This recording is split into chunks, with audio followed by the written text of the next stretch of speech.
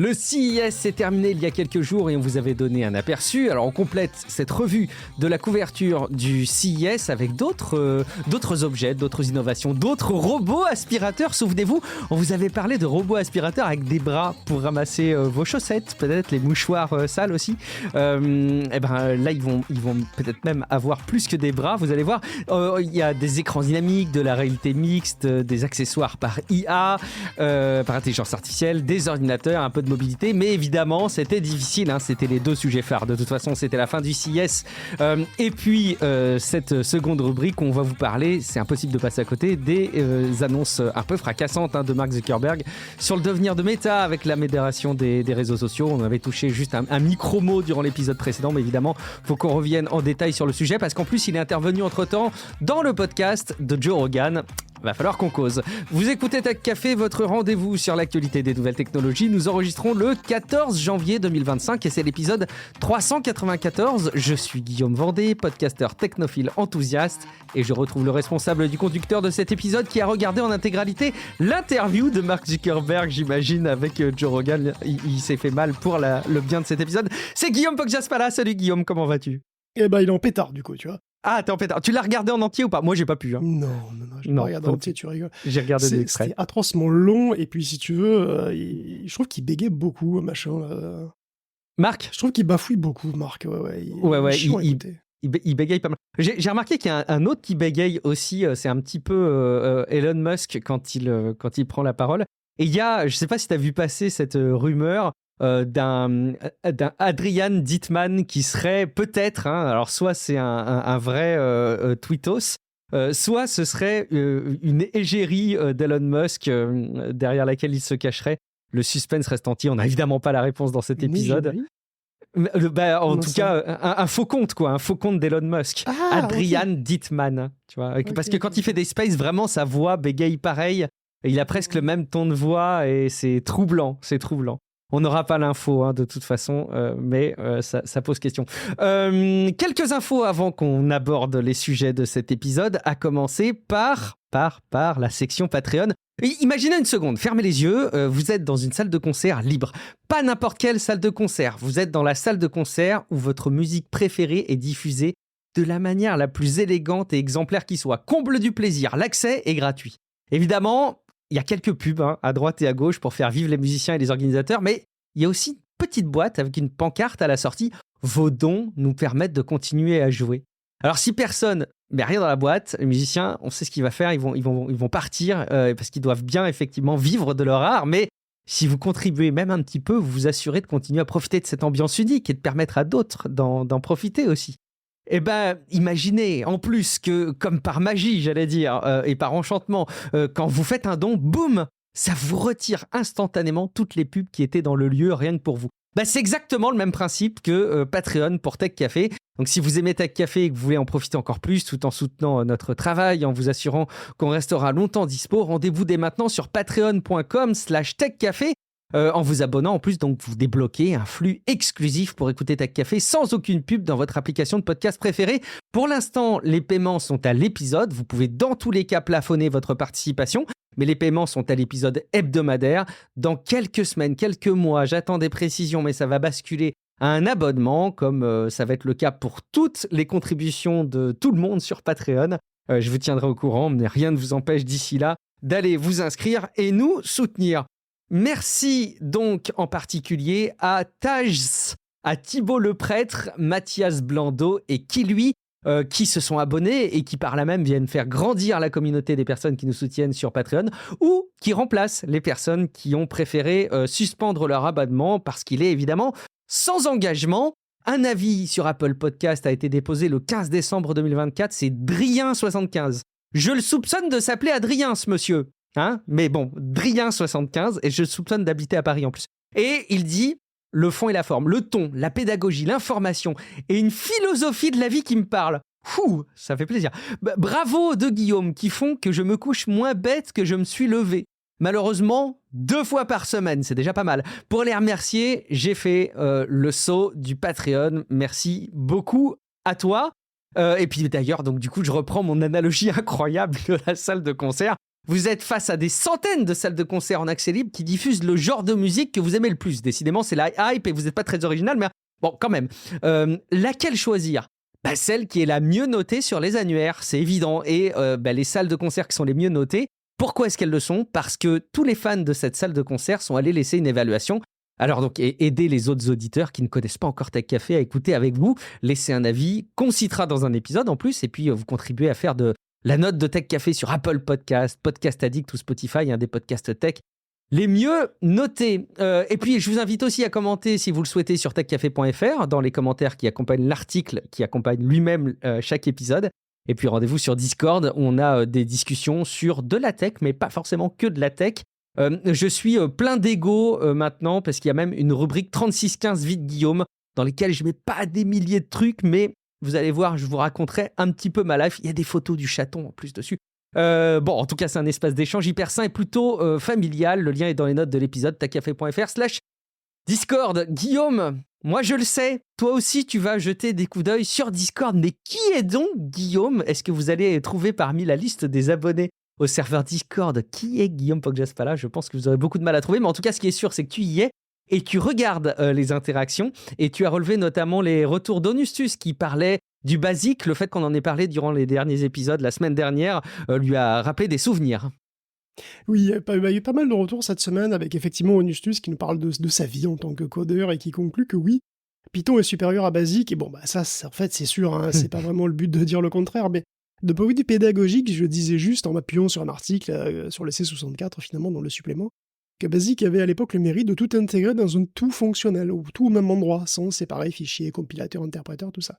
Et en fait, Onustus mentionne Jupyter, et effectivement, c'est vrai, j'ai pas pensé sur le coup, mais c'est très bien Jupyter, j'adore Jupyter. C'est peut-être la meilleure manière de rendre Python proche du Basic, finalement, dans son accessibilité, parce que là, oui, l'éditeur et le programme sont totalement intégrés, quoi. Tu peux revenir en arrière, tu peux corriger facilement les trucs, enfin voilà, c'est Jupyter, c'est comme une sorte de notebook où vous avez des cellules, quoi, et puis vous pouvez évaluer les cellules. Et puis vous pouvez les corriger, puis vous pouvez réévaluer l'intégralité, voilà. Et donc en fait finalement, peut-être que le nouveau Basic, c'est Jupyter. Oh, trop bien, j'adore. On a eu d'autres retours, 2 questions en particulier sur les LCM et les données synthétiques, qu'on va traiter plutôt à la fin de l'épisode parce que ça sera un peu long et que ça n'intéresse pas forcément tous les auditeurs. Donc voilà, ça sera un peu long. T'as peur, hein. T'as raison. Rendez-vous plus tard. Rendez-vous plus tard ou skippez tout l'épisode, hein, comme vous voulez. Enfin, revenez après quand même, hein, parce qu'on parle du CIS et puis vous voulez pas rater le meilleur du pire, j'imagine. Oui, c'est juste après le CIS. Restez présents durant tout l'épisode. Les LCM, on vous en reparlera. Et puis peut-être même qu'on pourrait dire aux auditeurs qu'il faudrait qu'ils écoutent les épisodes de la semaine dernière avant d'écouter cet épisode, mais ou pas, on verra. Allez, sans autre forme de procès, le CIS, c'est fini, mais la plus grosse partie s'est déroulée depuis l'enregistrement du dernier épisode hebdomadaire de la semaine dernière. Évidemment, tu n'as pas failli à la tâche, Guillaume, tu as continué à éplucher les moindres recoins du web, à éplucher les moindres sites d'actu-tech qui relaient ce qui s'est passé au CIS, et tu en as tiré le sirop, à commencer par les aspirateurs originaux, parce qu'après les bras, ils ont même des papates maintenant. Oui, c'est vrai, la semaine dernière, on vous avait parlé d'un robot avec un bras ramasseur de chaussettes, et depuis, de l'eau a coulé sous les ponts. J'en ai vu passer des robots aspirateurs, et avec des pattes même, pour monter les escaliers. Alors j'étais déjà comblé, mais non. Le destin m'a réservé encore une meilleure surprise, une merveilleuse surprise. Le prototype du bien nommé Dream, qui a non seulement des pattes, mais aussi un bras. Et ce bras, il est même plus musclé que l'autre. Il a les biscottos pour ramasser un objet de 500 grammes, soit une très grosse chaussette, même une vieille basket fatiguée. Et il peut jouer à rapporter aussi. C'est-à-dire, tu peux lui désigner un objet et il te la rapporte, voilà, comme un toutou, ou il le met dans un panier. Mais il y a mieux que ça, hein, puisque le bras peut être équipé de brosses. Et donc, il peut brosser à votre place des endroits peu accessibles de votre maison ou de votre anatomie. Et tout ça en se levant sur ses petites papates, en faisant le beau, quoi.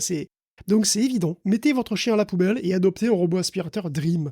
Que lui manque-t-il encore ? Peut-être une arme pour vous défendre, pour défendre votre maison contre les antifas. Ouais. C'est pour bientôt un ingénieur à interfacer ChatGPT avec un fusil d'assaut. Il y a des vidéos tout à fait rigolotes. Tu peux lui dire de où tu veux qu'il tire, voilà, cette racaille encagoulée et je sais pas, en bas à gauche, et puis voilà, il va directement. Ça n'a pas trop plu à OpenAI, ce truc-là, d'ailleurs, qui a demandé de cesser ses expérimentations, qui étaient pourtant si prometteuses. Effectivement, on imagine qu'OpenAI ne doit pas être hyper ravi d'être associé à des armes, mais bon, ils sont pas au courant de tout l'argent que ça leur rapportera, puis là, ils changeront d'avis. On les connaît. On va parler un petit peu de l'affichage numérique dans les maisons. On parlait un petit peu de The Frame la semaine dernière, ces télés de Samsung qui peuvent adopter un mode affichage art. Et là, t'as trouvé encore plus convaincant pour afficher de l'art. Oui, toi, t'aimes bien les télés The Frame de Samsung, eh ben c'est mal. Heureusement pour toi, Pocketbook, qui fait des écrans e-ink, a une solution pour le féru d'art graphique que tu es, hein. Et c'est la ligne Inkposter. Alors, ces Inkposters sont en fait de vrais tableaux, mais on s'en rapproche, enfin, ce sont pas de vrais tableaux, ce sont vraiment des imposters, ces Inkposters. Mais bon, ce sont des écrans e-ink, tout simplement, donc ça rapproche pas mal. C'est de lignes couleur qui va jusqu'à 31,5 pouces et qui embarque une batterie, donc, et qui consomme rien, sauf quand ils affichent une image. Enfin, sauf quand ils changent l'image, pardon. Parce que, bon, comme d'habitude sur Link, hein, voilà, c'est quand vous changez l'image que ça consomme. Alors là, la résolution sera du 2560 par 1440, ce qui est raisonnable, mais pas immense pour du 31 pouces. Cela dit, sauf si vous aimez coller votre nez à une peinture, hein, pour ressentir les vigoureux coups de pinceau du maître, bah, ça vous suffira tout à fait à 1 mètre de distance, et l'effet doit être vraiment convaincant. Les actuelles liseuses couleurs, qu'on peut trouver à la Fnac, par exemple, nécessitent beaucoup de lumière, donc on se dit que ça risque de pas être très, très joli. Mais en fait, les Inkposters utilisent une technologie qui s'appelle Spectra 6, qui utilise 4 couleurs d'encre différentes, qui sont chargées différemment et qui vont bouger dans l'épaisseur du papier. Ça donne des couleurs nettement plus vives, nettement mieux contrastées. Par contre, c'est beaucoup, beaucoup plus long. Le système peut mettre longtemps pour afficher une image. En réalité, là, ils disent que ça met plusieurs minutes, ce qui me paraît assez long, mais les démos que j'ai vues du Spectra 6, ça met une bonne dizaine de secondes quand même, hein. Donc, si c'est un truc un peu plus long pour une raison ou pour une autre, alors après, c'est pas gênant pour un usage en mode tableau. Donc, si on décline... Oui, j'allais dire le fait que ça mette du temps à se charger pour une image qui bougera peut-être pas pendant des semaines ou des mois pour une œuvre d'art. Tu vois, on n'est pas sur la réactivité d'une télé. Alors, c'est toute la différence avec The Frame d'ailleurs, hein. Spectra, tu peux pas brancher une PS5 dessus. Alors c'est clair que non, parce que en fait, Spectra, c'est des trucs qui s'utilisent déjà pour des panneaux publicitaires. C'est déjà plus ou moins la cible, quoi. Donc en fait, il y a 3 tailles, donc qui utilisent Spectra. Il y a une autre technologie de Sharp aussi. Alors le plus gros, donc en Spectra, il fait 31 pouces. Et alors, combien ça vaut ? Ça vaut dans les 1700 € quand même, hein. Oui, c'est cher. Le plus petit de 13 pouces sera autour des 600, et celui en 28 pouces est à 2500. Alors, c'est bizarre, mais bon, en fait, il utilise une technologie hybride. Bon, évidemment, c'est une broutille pour un réel amoureux des beaux-arts, n'est-ce pas ?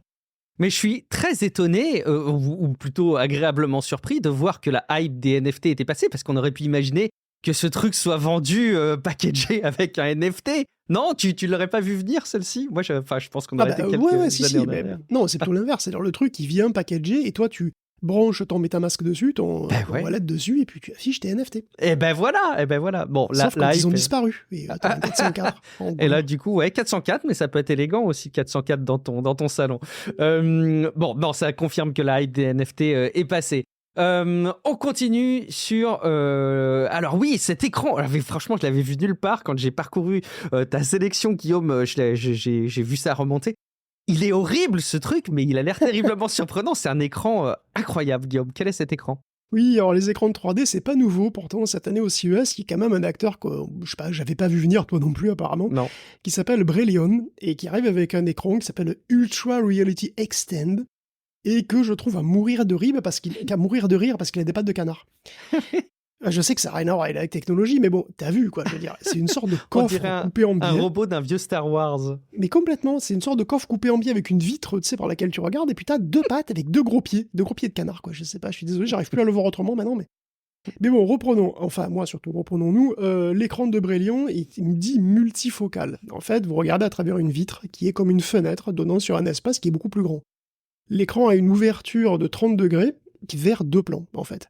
Il y a un plan rapproché, que vous percevez déjà un peu en profondeur par rapport à la surface de l'écran, puis il y en a un deuxième, un plan qui est dit lointain et qui a l'air d'être à peu près à 2 mètres de vous, quoi. Et la grande originalité de ce truc, c'est que vous percevez vraiment naturellement la distance. C'est-à-dire que vos yeux feront naturellement le point sur le premier plan ou sur le second plan de manière totalement naturelle. Vous allez accommoder dessus sans forcer. Alors l'écran lui-même, il fait 30 pouces. Il y a un système optique qui fait que ce gros bloc est comparé à un écran OLED classique, hein, il est très gros, très épais, quoi. Et ça doit être aussi beaucoup plus lourd d'ailleurs, c'est pour ça qu'il y a des grosses pattes, hein, très probablement. Et c'est un système, donc, alors le système complet simule 2 plans, à 2 distances différentes, qui couvrent autant de surface qu'un 122 pouces incurvé. Le tout en 4K 60 Hz, et donc vous allez me dire, bah, c'est pas vraiment 3D finalement, puisque c'est multifocal, mais enfin c'est surtout bifocal, quoi. Et effectivement, mais de l'autre côté, ça peut suffire à renforcer considérablement l'immersion, parce que dans une simulation de vol, globalement, il y a deux plans, quoi, hein. Pour faire simple, t'as le Mm. cockpit et puis t'as le reste, quoi, le dehors. En fait, comme Brélian est bien conscient qu'il n'existe pas de source vidéo filmée exactement sur deux plans, comme ça, il a sa solution de conversion en temps réel. Il y a une puce à l'intérieur, avec de l'IA, bien sûr, what else, qui va analyser le contenu et déterminer une carte de profondeur, et en fonction de ça, décider quoi sera affiché sur quel plan, quoi. Qu'est-ce qui va être affiché devant et qu'est-ce qui sera affiché derrière. Le truc semble assez solide quand même, puisqu'il peut détecter et mapper comme il faut les effets visuels, par exemple de la neige. Voilà, il tombe de la neige, bah, automatiquement il va te le mettre dans la tronche, quoi, pour que ça fasse un effet de profondeur avec le reste. Et puis, bah, quand la neige, voilà, quand tu vas passer à travers les flocons, il va s'ajuster comme ça en temps réel. Il va si tu passes dans un intérieur, ça sera complètement différent, etc. Sur le papier, c'est quand même assez original comme idée. Après, vous l'aurez pas chez vous, hein. En tout cas, avant un bon moment, puisque Brélian envisage un prix entre 5 et 8 000 euros, qu'il réserve aux pros, clairement. Est-ce que ce type de techno est plus adapté aux pros qu'un bon écran lenticulaire, comme on en a parlé la semaine dernière? C'est pas clair, ça donne pas exactement le même effet, parce que les écrans lenticulaires, bon bah voilà, ils font, je sais pas, 15 pouces, bon bah c'est un écran de 15 pouces en 3D, quoi. Alors que là, on a vraiment un écran qui est plus grand, qui donne accès à un espace virtuel qui est beaucoup plus étendu, mais qui est pas totalement, comment dire, enfin, avec pas une profondeur complètement sur tous les enfin, voilà, sur tous les degrés, quoi. Vous avez vraiment que Mm. deux plans. Bon, est-ce que ça vaut un casque de réalité mixte aussi? C'est compliqué. Il y a vraiment une multitude maintenant d'offres de ce point de vue-là. Ce que je trouve remarquable, c'est que l'appareil arrive à discerner, à différencier les deux plans et à interpréter. Et j'arrive à me demander s'il peut y avoir des faux positifs, tu vois. Il peut y avoir peut-être des rendus peut-être un peu bizarres. Je sais pas, enfin, c'est pas mentionné Bah, dans le, quand tu le vois reportage. quand tu vois des modèles comme Midas ou des choses comme ça qui sont utilisés par exemple enfin, en combinaison avec les contrôles nets sur Stable Diffusion par exemple pour contrôler la génération d'images, c'est relativement Midas, c'est pas incroyablement précis, mais ça se plante très rarement en fait. Ça Ok. fonctionne plutôt bien. Ok, bon, ben, bon point. Par contre, c'est moins sexy dans un salon que The Frame ou que de Link Poster, hein, de toute façon. On n'est évidemment pas sur le même délire, comme vous l'avez compris. Bon, c'est bien, ça nous ouvre une fenêtre et une transition toute trouvée pour développer un rayon autour de la réalité mixte. C'est vrai qu'on n'en avait pas beaucoup parlé. J'ai pas l'impression que ce soit véritablement un sujet qui soit parfaitement développé dans le sillage. J'aurais pu penser que c'était beaucoup plus développé que ça. Il y a quand même les lunettes connectées de manière générale qui sont un peu à toutes les sauces, Guillaume. Oui, il y en avait beaucoup. Il y avait des lunettes connectées, des lunettes de réalité augmentée et mixte. C'était pas mal présent quand même. Il y avait beaucoup de lunettes. Il y avait aussi le casque d'ailleurs de Sony. Le casque de réalité mixte qui s'appelle Xyn, XYN, qui semble être une suite d'outils pour les créatifs qui font de la réalité mixte et virtuelle. En fait, le casque ressemble quand même pas mal à un mix entre un Quest 3 et un PSVR, sauf qu'il coûte 4000 balles, voilà, et qui utilise des pointeurs assez originaux comme une bague et un truc qui ressemble un peu à un sextoy, mais bon. Xyn offre aussi la possibilité de faire de la photogrammétrie facile, avec assez peu de clichés, pris même avec un téléphone. Il te fait un objet 3D complet avec texture et tout, donc c'est Siemens apparemment qui utilise déjà ces appareils. Ils ont co-créé finalement tout ça avec Sony pour leurs besoins, et puis maintenant ils le vendent, puisqu'ils supposent que c'est suffisamment mature, et qu'ils peuvent se faire un petit peu de fric avec. Alors, ça c'est pour les pros, c'est un peu la vision de Sony. Il y avait aussi énormément de lunettes grand public, alors déjà des trucs façon Meta Ray-Ban, mais le plus souvent il y en avait aussi pas mal avec des écrans. Il y avait aussi 100, alors effectivement, comme le nuance audio de Elisor Luxottica, qui peuvent servir d'aide auditive, mais des aides auditives stylées et discrètes. Voilà, si vous n'avez pas envie de vous trimballer avec des problèmes et que vous n'avez pas envie de vous trimballer avec un truc qui ressemble vraiment à un appareil, bah vous pouvez utiliser ces trucs-là, ça marche quasi aussi bien en fait, et voilà, c'est plus stylé. Il y avait aussi les lunettes de soleil Chamello, dont la teinte change avec un bouton. C'est-à-dire, J'aime bien, moi, ça. vous avez voilà, des lunettes de soleil qui peuvent être donc teintées en rose, en bleu, en vert, en noir, ce que vous voulez. Vous avez même des lunettes de ski qui peuvent faire ça aussi. C'est strictement inutile, mais bon, évidemment, c'est le C'est swag. tellement stylé, j'adore. Voilà, c'est stylé, exactement. Il y avait aussi pas mal de lunettes avec des écrans, donc on va dire des vraies lunettes de réalité augmentée, ou bien des écrans déportés aussi. Alors, il y avait aussi des écrans déportés qu'on connaît déjà, comme les X-Wheel ou les Vuzix, qui sont des grosses lunettes, vraiment un peu trop grosses et trop lourdes encore sans doute, où ils ont des écrans dedans, mais voilà, des écrans 1080p, quoi, des écrans où vous pouvez... Il y a celle de Vuzix cette année qui donnait même une sensation de profondeur aux images. Leur usage est plutôt d'avoir un énorme écran déporté, quoi. Dans le train, vous pouvez connecter ça à votre à votre ordinateur, vous pouvez connecter ça à votre Steam Deck aussi, parce que je pense que X-Reel fonctionne en USB-C. Donc je pense qu'en USB-C, vous pouvez utiliser votre Steam Deck Waouh. comme console, et puis ça comme écran, quoi. Donc vous pouvez jouer pratiquement comme si vous aviez une PS5 dans votre...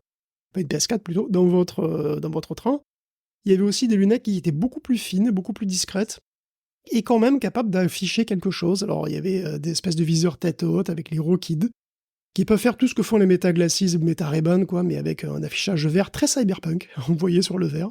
C'est monochrome, et donc vous êtes dans Matrix, quoi. Vous avez des caractères qui défilent devant vos yeux, comme ça en secret, c'est la classe. Alors pourquoi vert? Parce que ça serait ce qui fatigue le moins les yeux. Parce que les constructeurs admettent pas qu'en fait c'est pour le style et que ça fait Matrix, voilà, c'est tout. Et quoi qu'on affiche avec ces lettres vertes, ce que vous voulez, vous pouvez afficher votre listing en basique, non. Vous pouvez converser avec des IA, bien sûr, vous avez votre liste de Un courses, la prompteur pour les traduction. communicants, pour les pros. Exactement, un téléprompteur, une traduction de ce que dit ton collègue ouzbek, le Mhm. discours que t'as fait écrire à ChatGPT pour le mariage de Bertrand, voilà, ou la direction de ton chirurgien ophtalmologique, parce qu'en fait, on sait pas exactement ce que ça donne, et il y a surtout, en particulier, une marque qui m'a un peu fait peur. Parmi les lunettes de cette catégorie, celle Projette le d'Hallyday. laser dans l'œil. Et oui, c'est ça Hallyday sortait du lot, qui a un projecteur laser qui envoie directement l'image dans ta gueule. Et qu'est-ce qu'elle a, ta gueule? Ben, ma vérité, c'est que moi, j'ai envie d'avoir envie, tu vois. Et ces lunettes, elles me disent, je te promets. Mais j'ai un problème. Je serais pas libre dans ma tête avec un truc qui allume le feu dans mon œil, tu vois. Alors, je veux vivre pour le meilleur, tu comprends, moi. Et 100%, on me met pas un laser dans l'œil. Parce que si jamais il y a un problème, après, je sais ce que je sais, noir, c'est noir, tu vois. Si tu veux être l'ange aux yeux laser, ok, peut-être que je suis seul, mais personnellement, j'ai des soupçons pour l'instant, donc va savoir. Mais peut-être qu'un jour viendra. Oh, quel hommage! Oh, je m'imaginais pas une telle déferlante d'hommages. Je ne connaissais pas ta passion sincère ou feinte pour ce défunt chanteur. Je ne saurais pas. Suspense. C'est vrai que le laser dans les yeux, ça fait peur quand même. Bon, écoute, super. C'est marrant parce qu'à chaque fois, les CES et les salons de ce type, on a plein de technos qui sont diversement appréciables, diversement appréciés. Et on a aussi toujours... On n'a pas eu cette année, je crois, d'ordinateurs qui sont avec 2 parties en écran. En tout cas, on les a pas vus remonter dans les sites d'infos. Moi, je les ai pas vus remonter. Mais ils sont commercialisés, hein, ces trucs. Ah, mince, c'est que ça commence à venir dans les magasins maintenant, d'accord. Alors, les ordis où il n'y a plus de clavier, mais c'est un écran à la place qui est tactile. Bon, bref, à chaque fois on ricane, mais il y a aussi, parfois, il faut creuser, mais on les trouve, des innovations technologiques qui semblent quand même plus utiles pour l'avancée de l'humanité. Tu as fait une mini-sélection, Guillaume. Oui, il y a aussi très occasionnellement des technologies utiles au CES, effectivement. Un peu dans la veine de ce qu'on a décrit au-dessus, c'est de la réalité augmentée, pourrait-on dire, mais pour les personnes malvoyantes ou non-voyantes en particulier, il y avait 2 choses. La première n'est pas totalement une nouveauté, puisque c'est la Smart Cane 2 de WeWalk, qui est une évolution de cette canne pliable pour aveugles. Alors, elle est plus confortable, celle-ci, avec une ergonomie revue. Elle offre la détection d'obstacles et l'interaction avec la voix avec ChatGPT. Plus besoin de smartphone, tout passe par la canne, qui peut te guider donc où tu veux, pas à pas.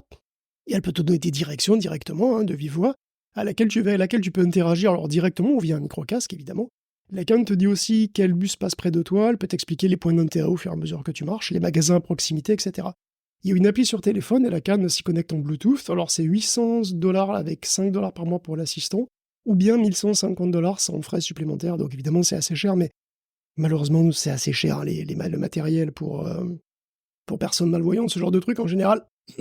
C'est assez cher de toute façon. Et dans la même veine, peut-être plus original aussi, il y a le casque haptique de Dot Lumen, dont le but c'est plus ou moins de remplacer un chien aveugle. Alors ça ressemble à un casque XR, un casque de réalité mixte, quoi. Comme un petit Quest 3, avec des caméras sur le devant, sauf que tu ne le mets pas sur tes yeux, tu le gardes sur le front. Parce que les caméras à l'avant vont déterminer où sont les obstacles, elles vont analyser les alentours et elles vont après synthétiser du son, mais aussi des chatouilles. Parce que le casque te parle, mais il te chatouille aussi. Il y a des petits bras qui te font vibrer le front pour te prévenir s'il y a du monde devant ou si tu es dans la bonne direction, etc. Donc c'est des signaux haptiques qui permettent d'éviter les obstacles de manière automatique. C'est-à-dire, en fait, tu t'habitues, quoi, tout simplement, et tu sais que si on te gratouille d'un côté, il faut aller de l'autre, etc. Et donc ça te permet, sans parler, sans rien, de pouvoir te guider comme ça. Donc le principe est intéressant, on va dire. L'appareil semble pas encore totalement prêt, c'est pour bientôt. Bon, le prix pour prévisionnel me semble vraiment élevé, puisque c'est quand même 10 000 euros. C'est peut-être moins cher qu'un chien d'aveugle, mais enfin quand même. Après, c'est des appareils évidemment qui ne sont pas non plus produits en grande série comme les Quest 3S ou les choses comme ça, c'est sûr. Ouais, j'ai quand même du mal à me représenter l'aide que ça peut être et inévitablement, je pense que quand on est concerné, peut-être qu'on le voit beaucoup plus. Si jamais vous êtes concerné et que vous avez une déficience sur le plan visuel et que ça vous parle, hein, ce type de technologie qui permettrait comme ça, avec des retours haptiques sur votre tête, selon comment ils sont composés, de vous guider, bah, n'hésitez pas à nous faire des retours, ce serait intéressant d'avoir votre point de vue. Par contre, ce qu'on n'a pas eu de trop, Guillaume, ce sont les Rabbit Air One et autres Human Pin IA qu'on avait vu fleurir pendant un temps. Ben quand même, il y en a qui persistent et signent et qui veulent nous proposer leur bidule qu'on se foutrait autour de soi pour avoir un assistant IA tout le temps, Guillaume.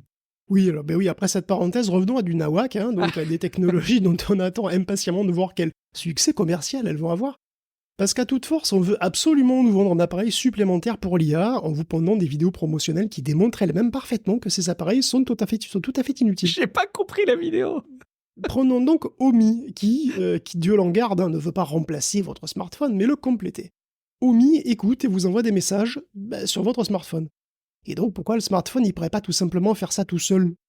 Aucune raison, puisque Omi est globalement juste un micro à 90 balles qui écoute tout et relaie ça à GPT-4, qui pourra ou pas avoir des trucs intéressants à dire dessus, ignorant sans doute que les téléphones ont toujours eu un micro intégré, ou qu'il existe le cas échéant des micro-casques Bluetooth qui sont très compétents. Nick Sevchenko nous gratifie d'une vidéo lunaire sur X avec des cas d'usage absolument fantastiques. Cas d'usage comme draguer des petites françaises et se la péter en trichant en classe avec ChatGPT. C'est véridique, allez voir vous-même. C'est vrai, c'est ça dans la vidéo. Ou bien envoyer un mail à un collègue et résumer la réponse, comme Apple Intelligence ou Copilot ou tout le monde en fait. Ou écouter à ta place ce que dit la meuf avec laquelle tu as un rendez-vous, ça, c'est pas mal quand même.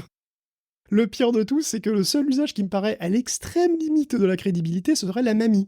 Une mamie qui perd quand même un peu la tête, puisqu'il lui faut Omi pour la prévenir que les enfants en train de hurler dans son dos sont ses propres petits-enfants. Attends, elle a peut-être une maladie d'Alzheimer. Mais c'est ça, c'est pour ça. Bon, ok, je me moque pas, je sais pas. Mais bon, c'est vrai que peut-être pour les personnes très très très peu à l'aise avec la techno, ou qui ont effectivement des problèmes, bon, je sais pas, va savoir.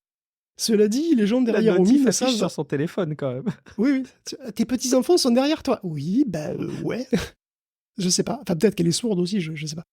Mais bon, voilà, donc, en gros, les gens derrière Omi savent pas s'arrêter en plus, parce que ce truc a la taille d'une pièce de 2 € globalement, et puis l'épaisseur de pièce de 2 €, voilà, une sorte de gros AirTag. Il s'active avec une simple pression, sauf qu'on peut aussi l'activer par la pensée. Je rigole pas. Mais pour ça, il faut te le coller sur la tempe. Et alors le swag absolu quand tu te balades avec ce truc blanc collé à ta tronche, quoi. Genre c'est quand même très très fort. Et donc quand il est collé, tu dois penser très fort que tu veux parler à Omi. Et là, il se déclenche tout seul. C'est miraculeux, non? Mais c'est pas un peu con, parce que tu peux l'activer sans parler, mais après, il faut lui parler, non? Enfin, je sais pas. C'est pas comme s'il allait, tu vois, décoder tes pensées pour faire ton prompt à ChatGPT, quoi. Donc, bon, écoute, encore un futur carnage qui pourra pas rivaliser avec celui de Human Pin, mais qui essaye très fort quand même. Je comprends pas effectivement cette obsession de la part des constructeurs de forcément lancer ces produits-là. Je pense que quand on est un peu objectif, on sait que ça... Enfin, bon, avant, on a déjà dit ça plein de fois. Une innovation beaucoup plus humble, mais qu'on a déjà vue par le passé, sous d'autres formes évidemment, c'est des petits assistants qui seraient directement dans nos écrans, un petit peu comme des chatbots virtuels qu'on a vu là aussi fleurir sur des sites internet pendant quelques années, mais évidemment propulsés à l'IA, Guillaume. Oui, puisqu'on parle d'assistant IA, touchant deux mots de la version 2025 de Clippy par Nvidia qui s'appelle R2X. Je sais que la référence à Clippy devient quand même un peu éculée, mais enfin bon, un assistant virtuel qui habite dans ta barre des tâches, ça m'évoque un peu ça en premier, quoi. Alors pourquoi vous voudriez voir en permanence ce personnage en 3D en bas à droite de votre écran qui fait des commentaires sur ce que vous faites sur votre PC, je sais pas. Mais Nvidia a l'air de penser que c'est une bonne idée. Alors à la base, c'est surtout un moyen de faire une démo de leur technologie Neural Face et Audio to Face, qui lui permet de synchroniser des expressions faciales et les lèvres là, de l'avatar en 3D en fonction de ce qu'il dit. Et ça uniquement avec le contenu audio. Et ça marche globalement pas trop mal, même si souvent R2X2, là, il fait une tête un peu bizarre, où il se bloque dans des positions qui font penser à une possession démoniaque. Enfin bon, globalement, ça va. Bien sûr, R2X, il est propulsé par un LLM standard, donc vous choisissez GPT, Grok, ce que vous voulez. Il peut, autant que ces modèles le peuvent d'ailleurs, voir aussi interpréter ce que vous avez sur l'écran et vous aider en cas de besoin. En théorie. Pendant la démo, R2X a royalement halluciné des fonctions de Photoshop, mais bon, c'est l'idée. Bien sûr, vous pouvez lui parler, évidemment, il répondra. Il est proche finalement de la démo de Microsoft dont on avait parlé, voilà, où le copilote regarde ce qu'il y a à l'écran, tu peux discuter avec lui de ce qu'il voit à l'écran. Bon là, la différence c'est que l'IA a une tête, celle d'une adolescente en Suède. Je suis pas sûr de la valeur ajoutée, mais bon, pourquoi pas. Après, il faut pas être trop négatif non plus, parce que quand même, ces avatars devraient passer open source, hein, et cette suite de techno, avec les NIM et puis les modèles Démotron, et maintenant donc ces avatars 3D, tout ça, c'est des trucs qui peuvent être quand même une base intéressante pour plein d'applications, ou des jeux, des choses comme ça, alors voilà pourquoi... Après, si c'est pour avoir un ami imaginaire sur ton bureau, bah écoute, pourquoi pas, hein, si ça te convient, pourquoi pas. Et ben voilà. On s'en doutait que ça devrait arriver. De toute façon, il y a déjà un ami imaginaire. Beaucoup d'usages de ChatGPT sont de cet ordre-là, je pense. Donc, finalement, ça l'humanise, c'est très bien. Allez, on parlait un petit peu des ordinateurs originaux, comme je disais tout à l'heure. Et effectivement, je regardais en parallèle, tu as raison, hein, c'est commercialisé maintenant. Le ZenBook Duo OLED UX800 8406MA-PZ310W, je ne sais pas pourquoi les noms sont aussi compliqués, à 2500 € chez Boulanger par exemple, où effectivement il y a l'écran à la place du clavier et le petit stylet. À ce prix-là, tu as le petit stylet aussi qui te permet de dessiner dessus, mais il y a toute une saga de PC un peu originaux dans ce CES de 2025, Guillaume. Bah, puisqu'on parle de PC, quels sont ceux qui auront tenu l'attention au CES cette année? Sans le moindre doute, celui qui a fait le plus tourner la tête, c'est le Lenovo avec son écran enroulable, puisque ça ressemble à un 14 pouces standard, mais sauf que l'écran peut s'étirer en hauteur jusqu'à 16,7 pouces, et donc te donner 50% de surface en plus. Le tout pour un PC qui fait 2 kg et qui paye pas de mine, quoi, avec une configuration qui est quand même respectable, et un prix qui ne l'est pas moins quand même, avec 3500 $. Et honnêtement, c'est fun. Je pense que si j'avais beaucoup plus d'argent disponible que ça me tenterait franchement. Il y a un effet waouh. Hein. Ah oui, vraiment. Après, bon, c'est quand même cher. On connaît pas la durabilité de ce genre de machine. Ah oui. C'est un écran enroulable, donc on pourrait se dire qu'il n'y a pas de pliure comme sur les Galaxy Fold par exemple, hein, où ça se voit encore quand même pas mal. Mais il semblerait qu'on voit quand même quelques indices sur l'écran. Écran qui doit donc rester sévèrement plié une majeure partie du temps.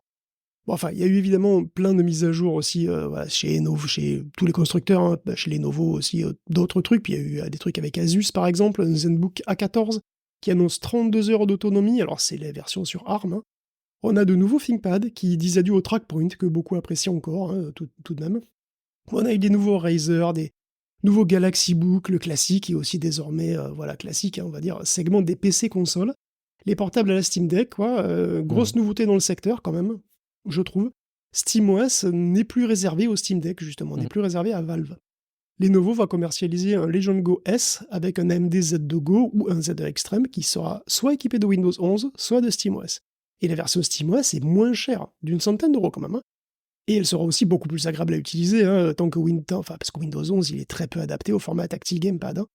Donc ça met carrément la pression sur Microsoft parce que SteamOS pourrait assez rapidement, de fait, devenir une sorte de standard sur ce type de machine, si les utilisateurs le choisissent, quoi. Les PC consoles, d'ailleurs, ne cessent de grandir hein, jusqu'au point où on peut se demander si c'est pas contre-productif, puisque Acer avait sorti sa Nitro Blaze One, sa Nitro Blaze 11, qui teste les limites quand même avec un clone de Steam Deck qui a un écran de 11 pouces et qui pèse plus d'1 kg. Alors je suis pas sûr que ce truc soit très confortable à utiliser longtemps, surtout si vous le tenez comme ça à bout de bras. Les manettes sont détachables, on se demande pas pourquoi.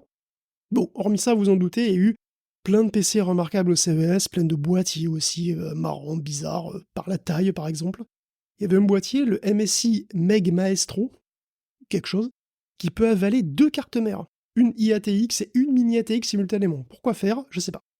Des boîtiers remarquables aussi par leur esthétique, hein, comme le MSI Project Zero X qui est transparent sur 4 côtés.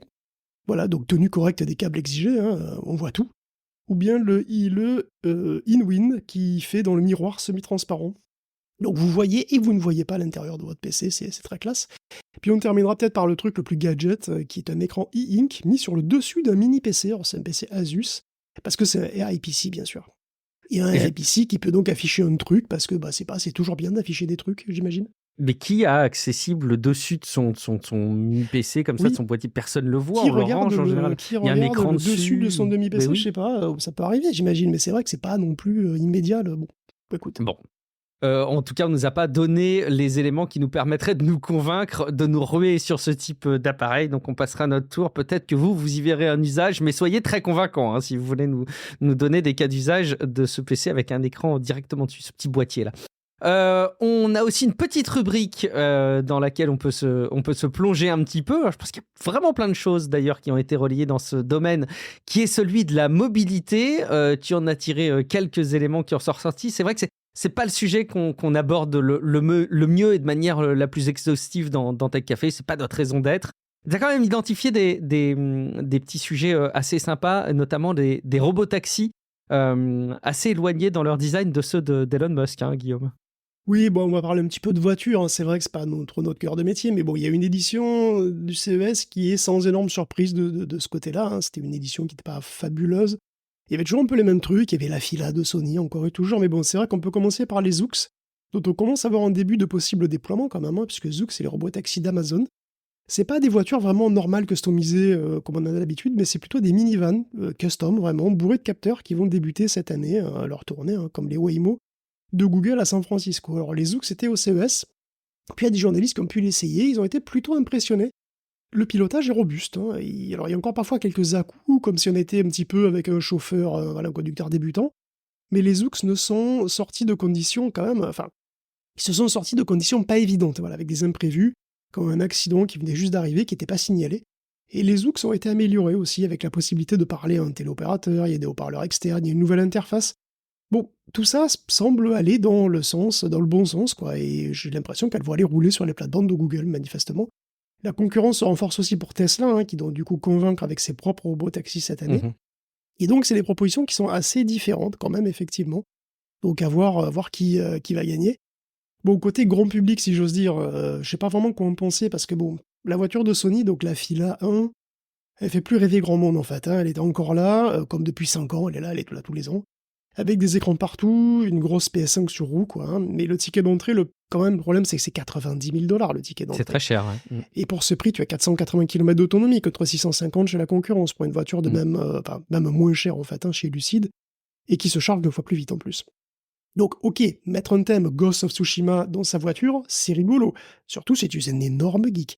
Mais je pense pas que ce soit le plus important pour une voiture, quoi. Et chez Honda, déjà chez Honda, on a ressuscité l'esprit d'Asimov. Donc souvenez-vous Asimov, hein, ce robot bipède blanc qui a fait rêver à travers le monde pendant 10 ans, hein, qui est parti à l'EHPAD des robots, mais de tout ça est quand même sorti un système d'exploitation pour voiture qui s'appelle Asimov OS, et qui va équiper la Honda Zero Saloon, par exemple. Alors la Zero, c'est un ordinateur sur pattes, hein. Dedans, il y a un processeur qui déploie 2000 TOPS au service d'une autonomie de niveau 3, et un système d'exploitation qui transforme ta voiture en compagnon de vie, un vrai compagnon, quoi. Tu peux lui parler, elle peut te réconforter, c'est l'angle qui est pris dans la vidéo de démo en réalité, hein. La voiture devient plus qu'une voiture, tu vois. Avant, tu appelais ta voiture Titine, mais elle te répondait pas. Maintenant, tu appelles ta voiture Titine, elle va t'insulter parce qu'elle trouve que c'est pas très joli comme prénom. Non seulement poursuit ses méchants. Mais de toute façon, c'est vraiment ça. Enfin, on a vraiment l'impression que la Zero Saloon, là, c'est quitte, quoi. C'est-à-dire, elle te parle, tu peux discuter avec elle, elle peut te raconter des blagues, elle peut se piloter toute seule, elle est en niveau 3, donc c'est le même niveau que les Tesla. Donc, bon, voilà, c'est vraiment, on a atteint un niveau qui est pas loin d'être celui de Kit, sauf qu'elle est probablement pas blindée. Mais bon, je sais pas trop, mais est-ce que je suis le seul à n'avoir rien à foutre d'une voiture qui coûte le prix d'un appartement et qui peut me raconter des blagues? Je vous ai pas parlé des voitures avec le viseur tête haute holographique aussi chez Hyundai et tout. Tout ça, c'est cool. Vu avec l'œil du technophile, c'est super. C'est vrai que c'est incroyable que ça soit même possible finalement, hein. C'est comme dans les films, ok, c'est cool, mais le problème, c'est que la vraie vie, c'est pas comme ça, quoi. Je veux dire, ce dont le marché a besoin, c'est de voitures abordables, des voitures qui font le boulot, avec les pieds sur terre, enfin les roues sur terre. C'est absolument pas d'une avalanche de fanfreluches technologiques sur les voitures que personne peut se payer. Qui a le fric de mettre 100 000 balles dans une voiture? Qui a le fric de mettre le prix d'un appartement dans sa prochaine voiture? Ben, je sais pas, tu vois, mais moi non, quoi. Du coup, ben oui, ça fait rêver, mais bon, ça fait que rêver, quoi. Ouais, je pense qu'effectivement, c'est pas des propositions qui ambitionnent de toucher le grand public, et du coup, tu touches du doigt le problème, c'est que ça ne parle finalement à personne, si ce n'est que oui, finalement, ça fait rêver. Ça reste des vitrines technologiques, je pense que c'est aussi comme ça qu'il faut le voir. Je suis pas certain que ces constructeurs nous montrent ces véhicules et ces propositions en s'imaginant que demain les gens vont se ruer dessus, mais ça reste des vitrines technologiques et c'est des opportunités de communication pour les marques des constructeurs d'être présents en fait au CES, je pense. Mais j'avoue effectivement que j'ai vu beaucoup de relais dans la presse tech des Honda. Et je dois reconnaître vraiment que j'ai pas compris cette espèce d'engouement et ce relais.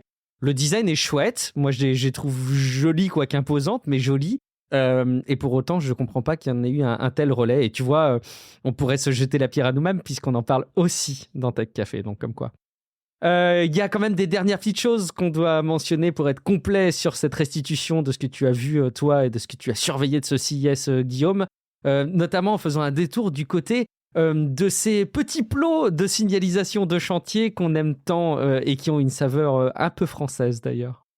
Bah, le CES étant le CES, on ne pourra pas vous faire une liste exhaustive de tout ce qui a été présenté, loin de là, on n'aura même pas évoqué d'ailleurs effectivement que VLC s'équipe d'Unia pour traduire et sous-titrer en local les vidéos, hein, ce qui est pour le coup assez intéressant je trouve. Ah, c'est cool. Et il fait tout en local, avec d'ailleurs des modèles open source. Il y avait aussi tellement d'autres trucs complètement délirants, comme le siège gamer qui te refroidit les fesses, ou cet énorme chapeau solaire qui était quand même, qui te donne effectivement là aussi un style assez, enfin, tout à fait unique. Ça, avec Omi, je pense que ton look 2025 est refait. Total. Perso, ma palme de l'objet technologique le plus what the fuck, ça reviendra à Yukai Mirumi, qui est une peluche robot qui ne fait rien. C'est un petit peu comme si Tataï avait eu un accident vasculaire cérébral. Donc il est là, il vous suit de regard vide, mais il bouge pas, il parle pas, il est un petit peu l'ombre de lui-même. Et Yukai, c'est pareil, c'est une peluche qui se clipse avec ses bras sur un sac, hein, et qui ne fait que ça, vous suivre du regard d'un œil inquiétant. Et vous payez 70 balles pour ça en plus. Je sais pas, bon. Ton choix du meilleur, du pire, toi, je sais pas, tu as... Alors, un petit coup de cœur pour VLC forcément, mais sur les sujets que tu cites en fin d'épisode, ce petit robot là, cette espèce de tataillé robotisé, en fait, je le trouve même pas mignon parce que tu sais à quoi il me fait penser. Il me fait penser, j'ai peur de spoiler, mais à un des personnages dans Made in Abyss. Je sais pas si tu vois ce que je veux dire, un personnage un peu malheureux. Okay. Et du coup, ça ne me réjouit pas trop. Non, écoute, merci beaucoup pour cette revue et cette couverture du CIS 2025, Guillaume. On peut fermer les portes et puis se tourner vers les futurs salons qui arriveront, notamment, je crois que c'est Barcelone, hein, le Mobile World Congress qui a lieu en février. Enfin bref, tout va s'enchaîner. C'est l'année 2025 qui est partie et qui confirme des grandes tendances sans nous révolutionner notre perception des choses. Et on enchaîne avec une toute autre rubrique parce que c'est compliqué de pas en parler si on veut être complet sur l'actu de la tech. Bah oui, on a eu du nouveau. Je l'ai mentionné très brièvement la semaine dernière, mais Mark Zuckerberg avait annoncé le fait qu'il changeait la méthode de modération. En tout cas, il se débarrassait des fact-checkers et ils allaient s'appuyer sur la même méthode que X sur les notes de communauté. Et je dois dire qu'il y a eu une espèce de déferlement de sujets qui concernent Meta et qui sont vraiment pas réjouissants. Si tant est qu'on était très fan de Meta avant, Guillaume, là, ça achève de convaincre, je pense. Écoute, de Mark Zuckerberg, j'en attendais pas beaucoup, hein, et pourtant j'étais déçu. Déçu et écœuré un peu, je pense que le mot est bon finalement, hein, écœuré par les décisions prises par CEO de Meta, par sa décision servile de rendre sa plateforme encore plus pourrie pour plaire au futur président, mais écœuré aussi par des sommets de cynisme et de mauvaise foi dont Mark a fait preuve quand il s'est exprimé sur le sujet en vidéo et en podcast. Alors on va le dire plus simplement, hein, il nous ment à la gueule. Il nous prend pour des cons, hein, je pense qu'on peut le dire. On rappelle donc brièvement les faits, qui datent plus ou moins la semaine dernière, effectivement, en partie. Meta cesse de collaborer avec des journalistes pour fact-checker les contenus sur sa plateforme, parce que vous comprenez, les journalistes, les experts sont biaisés, ils font trop d'erreurs, ils ont provoqué trop de divisions, ils ont détruit la confiance. C'est ce qu'il dit dans une vidéo. Alors, vous vous demandez peut-être que au moment où ça peut être biaisé un fact-checker, puisque un fact-checker, c'est quelqu'un qui dit si un truc est vrai ou faux, basé sur des sources fiables. Donc, qu'est-ce que ça veut dire biaisé ? Biaisé sans doute parce qu'il disait plus souvent que les conservateurs disaient des conneries que les autres. Et c'est vrai, il le disait parce que c'était le cas. Si tu dis plus de conneries, tu te fais plus souvent épingler. Ça s'appelle pas un biais, ça s'appelle de l'efficacité. Et ça, c'est documenté. Hein. Il y a un article publié dans Nature qui est lié dans le note de l'émission qui en parle, hein. C'est sans doute pas le seul.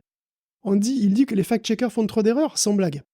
Les chiffres publiés par le groupe Meta lui-même pour l'Europe entre avril et septembre 2024 disent que moins de 3% des contenus ont été censurés par erreur et que moins de 0,02% ont été fact-checkés par erreur. Alors ok, c'est pas les chiffres mondiaux, c'est pour l'Europe et c'est pour une période définie, vous pensez vraiment que le chiffre est 100 fois plus élevé ailleurs ? C'est crédible ça ? Et pour la confiance alors, ils ont détruit la confiance ? Là encore, Meta lui-même fait un sondage auprès de ses propres utilisateurs et 75% sont d'accord pour voir plus d'avertissements, ou 95%, je sais pas, de toute façon tout est lié dans les notes de l'émission, vous verrez, il y a les chiffres, et en tout cas, Meta conclut de ce sondage que le programme est efficace, je cite. Ok, le fact-checking sera remplacé par des notes communautaires, auxquelles contribueront donc des utilisateurs non spécialisés et pas payés. Et ça sur Facebook, Instagram et Threads. Donc déjà, on arrête de payer des journalistes pour faire leur boulot, donc ça veut dire qu'on appauvrit encore un peu plus le secteur, qu'on a déjà bien pompé, et on les discrédite par-dessus le marché publiquement. Et on fait faire le boulot gratos par des utilisateurs, tout en gardant de total contrôle dessus, bien entendu. Alors, les notes, après, bon, voilà, c'est pas 100% inefficace, les notes les notes communautaires, ça peut fonctionner. Elles sont faites par des bénévoles, des non-spécialistes, donc elles peuvent être fiables ou non, elles peuvent être discréditées par des groupes à qui elles plaisent pas, et surtout, quelle sera l'efficacité d'un tel système à l'échelle d'un réseau de 3 milliards d'utilisateurs? C'est pas évident, hein. Mais Meta ne fait pas, bref, il a pas fait que ça, il fait pas que ça, il a aussi largement assoupli ses règles concernant les discours haineux, qui le sont plus du coup. Ils sont plus haineux, c'est ok. Je peux dire que les gays sont des malades mentaux, il n'y a pas de souci. Je peux dire que les femmes devraient être la propriété de leur mari, qu'on devrait leur interdire d'apprendre à lire, parce que ça apporte que des ennuis, les bonnes femmes. Oh, pas de problème, elles déshumaniser les minorités, plus de soucis. Bon. Et Zuckerberg, il a pas fait qu'une vidéo, non, il a été interviewé par Joe Rogan aussi, et ça a été un festival. On revient à nos racines de champions de la liberté d'expression. Comme au début, au temps béni, tu sais, au temps de béni où tu postais des photos des meufs de ta classe sur FaceMash, peut-être? Au bon vieux temps où on avait dans ce même podcast une rubrique récurrente qui s'appelait Scandale Facebook de la semaine. En 2016, quand Facebook était inondé de trolls russes qui poussaient Trump, c'est ça le bon vieux temps. Et Zuckerberg continue, il fait son ouin-ouin. Alors tu vois, d'ailleurs, il met tout sur le dos d'Apple, il est pire que moi. Il met tout sur le dos d'Apple et de Biden. C'est fascinant. Donc Apple, c'est des gros hypocrites, et les démocrates, ils les ont harcelés pendant le Covid, ils ont poussé tellement de censure, ils pouvaient plus rien faire, le pauvre. Ça balance un max, donc, sur Apple et les démocrates, et ça dit absolument rien sur les républicains. Zéro, que dalle. Pourtant, qui a menacé d'envoyer Mark Zuckerberg en prison? Donald Trump. Sous quelle administration Facebook a été la plus attaquée? Quel congrès l'a forcé à venir s'expliquer et l'a cuisiné pendant des heures? On l'a relaté ici, c'est un congrès conservateur. Pendant des années, ils lui ont tapé dessus, pendant le mandat de Trump et après.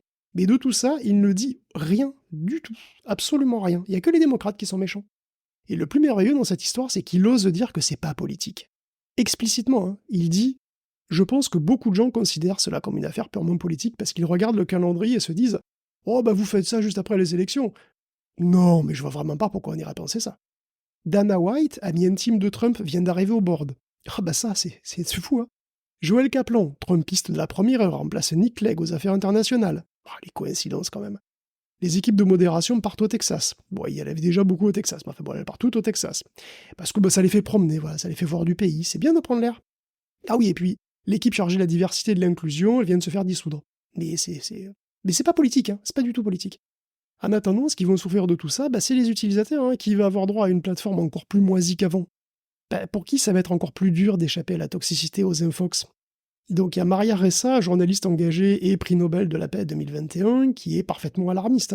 Ce que propose Meta n'a rien à voir avec la liberté d'expression, c'est le début d'une ère sans vérité, c'est celle qui le dit, une ère extrêmement dangereuse pour le journalisme et la démocratie. Et nous, on est vieux, on se souvient des drames qui ont déjà eu lieu dans les divers pays suite à des campagnes de haine ou d'infox sur Facebook, aux Philippines ou au Myanmar. Et bien là, on lâche tout. Mais qu'est-ce qui peut mal se passer? Alors bien évidemment, Zuckerberg ne convainc strictement personne, et tout ça passe aussi mal en externe qu'en interne, parce qu'il ne faut pas oublier quand même qu'une petite moitié des Américains, petite mais moitié quand même, n'a pas voté pour Donald Trump. Et que les immigrants et les gens des minorités, il y en a aussi beaucoup chez Meta. Mais bon, on s'en fout. On essaye même plus de faire semblant, l'éthique, la morale, le bien commun, la dignité, juste, tout ça on s'en branle. On ne veut pas de régulation, on ne veut pas d'emmerde, et on veut plus de chiffre d'affaires. Alors, souvenez-vous-en de la prochaine fois que vous irez sur Instagram. Chaque connexion donne du poids à cette plateforme. Chaque minute que vous passez à simplement regarder des vidéos sur X, sur Instagram ou sur Facebook, c'est un espace publicitaire qui est vendu. Chaque minute là-dessus rapporte de l'argent à ces gens-là. Vous enrichissez des gens dont désormais on ne peut plus voir plus clairement le vrai visage. C'est compliqué ce qu'il y a comme tournure, d'autant plus que les affirmations, les changements d'opinion et les mensonges que tu listes sont autant de sujets qui sont affirmés en toute décontraction. C'est-à-dire qu'il n'y a même pas de volonté d'enrober ça derrière des manipulations rhétoriques. C'est affirmé avec une grande décontraction. On parlait du podcast de Joe Rogan ou de la vidéo qu'il a faite. Et finalement, tout cela est affirmé de manière assez simple Et on comprend pas trop comment est-ce que c'est aussi facile ouais, finalement, de retourner même sa veste par rapport à des choses qui ont été prétendues avant. Alors, c'était pas Mark Zuckerberg le plus grand défenseur, je pense, de position démocrate par le passé ou ouverte pour la société. Mais quand même, il y avait cette espèce de culture d'entreprise américaine derrière laquelle il y avait un certain nombre de choses qui étaient acquises et qui semblaient plutôt positives. Et tout cela part assez soudainement, assez vite. On peut s'attendre à quoi, Guillaume ? Bah, évidemment, chez X, ils sont contents. Hein. Chez Linda Yaccarino, elle a dit bienvenue au club, à Mark Zuckerberg, et bien sûr, hein, elle voit dans le choix de Meta une validation de ses propres pratiques. Hein. C'est assez commode comme ça de s'entre-valider entre soi. Tu vois, c'est bien ça. Et dans la foulée, Linda annonce que le boycott des annonceurs est terminé, que 90% des publicitaires sont de retour sur X. Alors, est-ce que c'est vrai ou pas ? Ce qui est annoncé colle pas tout à fait avec ce que mesure Sensor Tower. En décembre dernier, avant l'élection, 72 des plus gros annonceurs de la plateforme étaient partis, si on compare avec la liste de 2002. Bon, avant le rachat. Hein. Et en décembre, 69 étaient encore absents. Même si on a aussi noté le retour de grandes marques quand même, comme IBM, Comcast ou Disney. Mais il est aussi possible que beaucoup des marques qui fréquentaient X aient été remplacées par d'autres. Par exemple, Temu, qui est devenu un des plus gros annonceurs et qui n'existait pas en 2022. Temu en force sur X, hein, voilà, Temu et X, hein, voilà, que des vainqueurs, quoi, que du bonheur. Mais bref, X a eu des succès avec la NFL aussi, avec certains directs. Sensor Tower suggère quand même une base utilisateur en baisse. Linda prévoit, elle, une hausse de l'engagement inédite pour 2025 et qui a tout simplement pas d'équivalent à X. Ben, il faudra quand même en trouver, voire en créer, parce que aussi bien X que Meta risquent quand même pas mal de soucis au niveau même réglementaire, et en Europe en particulier. D'ailleurs, Meta pleure suffisamment parce que l'Europe, elle est méchante. Hein. Oh là là, elle régule trop, ça fait bobo. Et voilà, s'il vous plaît, hein, arrêtez de taper. Bon, comme là, elle est en train de se Xiser à mort, elle risque d'avoir les mêmes problèmes que son modèle, avec le DSA, hein, et même plus, puisque c'est un gatekeeper.